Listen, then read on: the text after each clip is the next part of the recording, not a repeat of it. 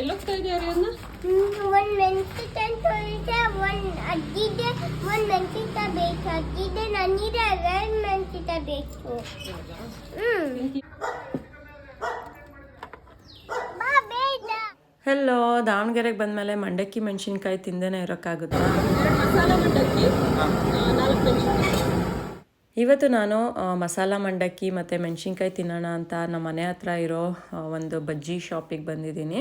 ದಾವಣಗೆರೆಯಲ್ಲಿ ಖಾರ ಮಂಡಕ್ಕಿ ಮೆಣಸಿನ್ಕಾಯಿ ತುಂಬ ಫೇಮಸ್ಸು. ಇಲ್ಲಿ ನೋಡಿ ಬಿಸಿ ಬಿಸಿ ಆಂಬೋಡೆನ ಕರಿತಾ ಇದ್ರು. ಇಲ್ಲಿ ಖಾರ ಕೂಡ ತುಂಬ ಚೆನ್ನಾಗಿ ಸಿಗುತ್ತೆ. ನನಗೆ ಬೇರೆ ಯಾವುದು ಮಿಕ್ಸ್ಚರ್ ಇಷ್ಟ ಆಗಲ್ಲ. ದಾವಣಗೆರೆಯಲ್ಲಿ ಈ ಬಜ್ಜಿ ಶಾಪಲ್ಲಿ ಸಿಗೋ ಮಿಕ್ಸ್ಚರೇ ತುಂಬ ಇಷ್ಟ ಆಗೋದು. ಸ್ವೀಡನಿಗೂ ಕೂಡ ನಾನು ತೊಗೊಂಡೋಗಿರ್ತೀನಿ.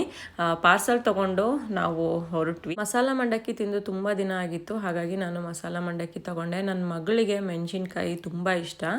ಈ ಆಚೆ ಕಡೆ ಫ್ರೈಡ್ ಐಟಮು ರೆಗ್ಯುಲರಾಗಿ ತಿನ್ನೋದು ಒಳ್ಳೆಯದಲ್ಲ. ಒನ್ಸ್ ಇನ್ ಎ ವೈಲ್ ತಿಂದರೆ ನೋ ಪ್ರಾಬ್ಲಮ್ಮು. ಮಸಾಲ ಮಂಡಕ್ಕಿ ಅಂತೂ ಸೂಪರಾಗಿತ್ತು.